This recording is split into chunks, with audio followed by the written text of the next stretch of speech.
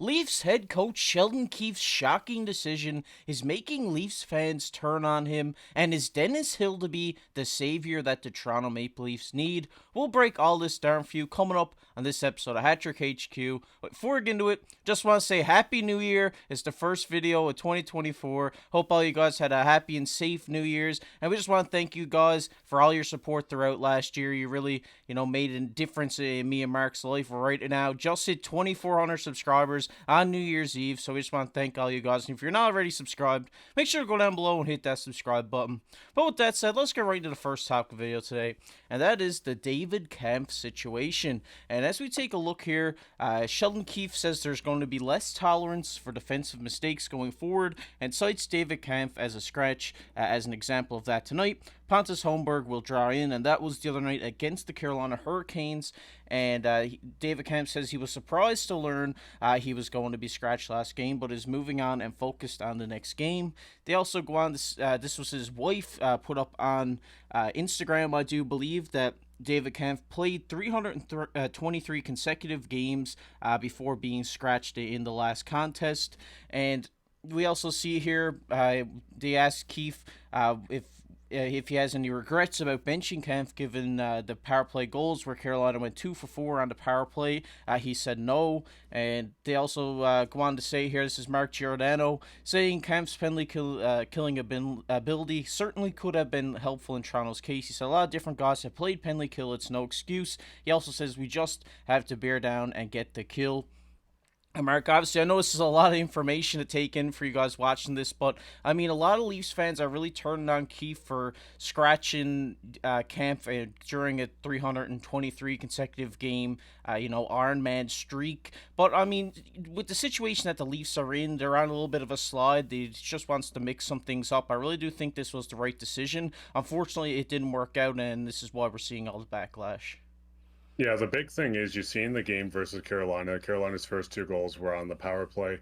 Kampf was the top penalty killer on this team, and he was scratched because of the kind of miscommunication. He had a misplay right at the end of the game against the Blue Jackets that kind of caused the 5-5 tie. So Keefe did scratch him because of this, and a lot of fans are in an uproar all over social media calling for Keefe to be fired. Not only for this, I know there's a lot of people talking about different situations because of Keefe. I know this scratch by Kampf does look really bad, as they did go 50% on the penalty kill, which is not great. You did scratch your top guy. But like Giordano said, more people need to, just get better and just kind of kill the penalties. It doesn't have to be just Kampf. Do I think they would have went 0 for 4 if they had Kampf in on the penalty kill? Maybe. Who knows? This is a game of inches. You could just, throw the puck in a few inches over and then it goes in or it doesn't go in. So I'm not entirely mad that Kampf was scratched, but I do think Keefe needs to double down on this and kind of take more players accountable.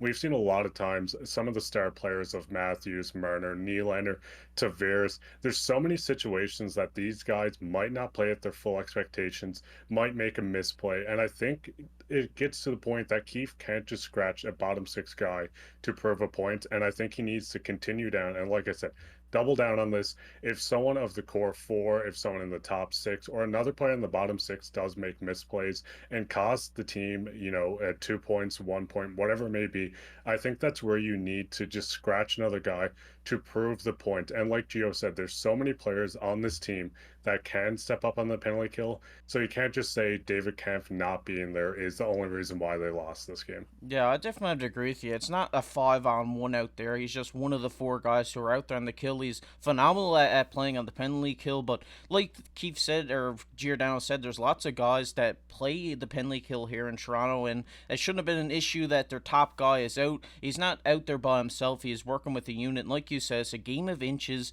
and every inch matters in this case.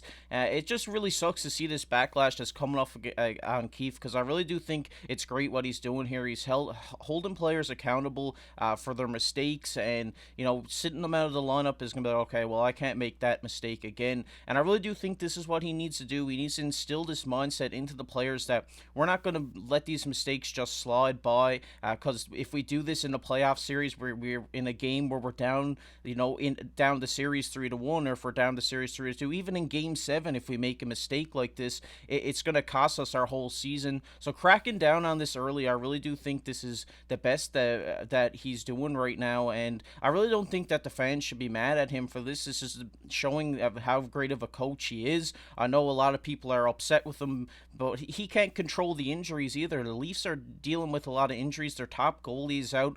Some of their defensemen are out, and you can't blame this guy for how they've been struggling so far this season, or so far these last however many games. I think he's been coaching very well this season, and I think he's getting too much backlash and too much hate. I think he's a great coach, and just showing what he did here in the last game by scratching Kampf is just an example of this. The big thing with Keefe, you kind of look at him when you look at win percentage over any NHL coaches that coach for the Toronto Maple Leafs. He's one of the top.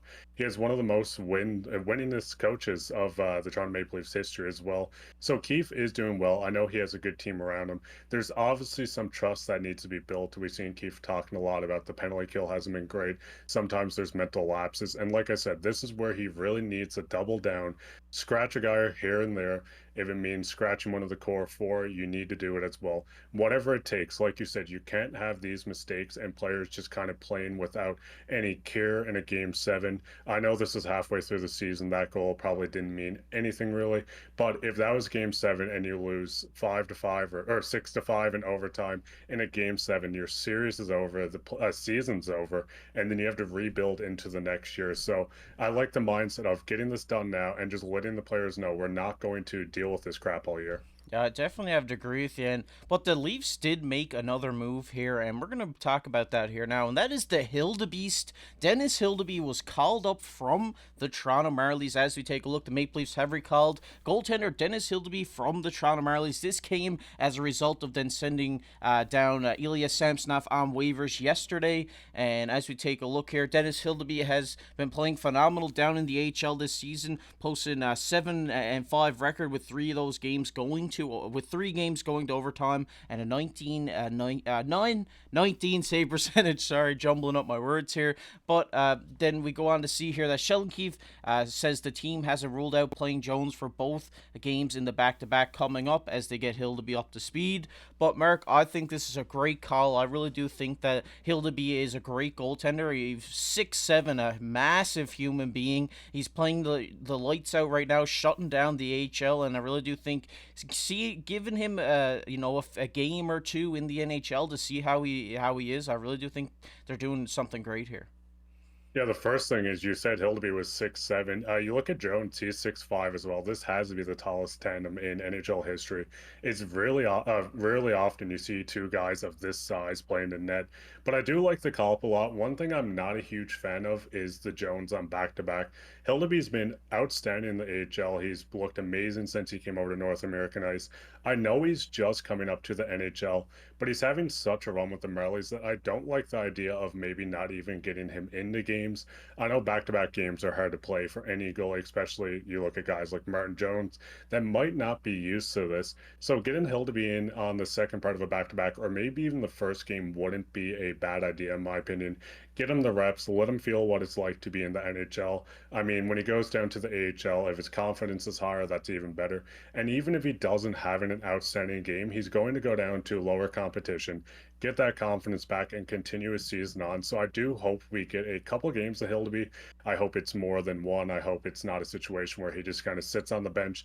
If he does, though, he takes in the experience, builds off that, and kind of gets his mindset on, hey, I want to be back here, but I want to be between the pipes. So maybe that's a bit of a confidence booster for him as well. Yeah, definitely. I think what we'll see here is when he gets to practice, you put him in a few one-on-one situations with Austin Matthews, William Nylander. If he can stop those guys bearing down on goal, I think you have full faith in him putting him in a game, because those are some of the best goal scorers in the NHL, in my opinion. So I really do think it's just, like they said, catching him up to speed. I really do think we might see him coming up in this back-to-back situation that they're in. Really don't think that they ride Martin Jones out. I think it will all depend on how the first game goes. If how he's feeling after the first game, if he feels like he can go back to back. But I really do think that Hildeby could be successful. He could be another great story we see come out of Toronto in the net, with Joseph Woll coming from the AHL, shutting it down in the NHL. I really do think that this guy's a great goaltender. He has so much potential, and I really hope to see him start in a Leafs uniform.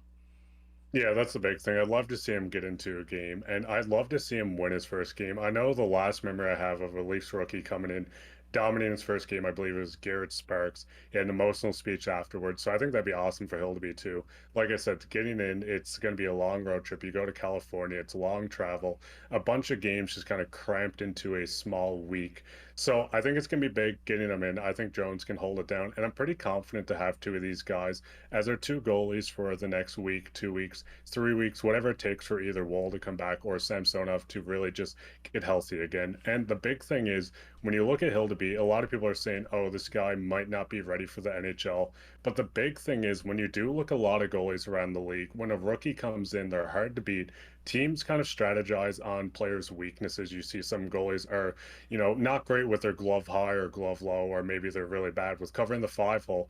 But when you have an AHL goalie or just a rookie goalie coming in, teams aren't prepared and aren't ready, like have scouting reports on these guys. So we might see dominance in the first game, maybe the second game.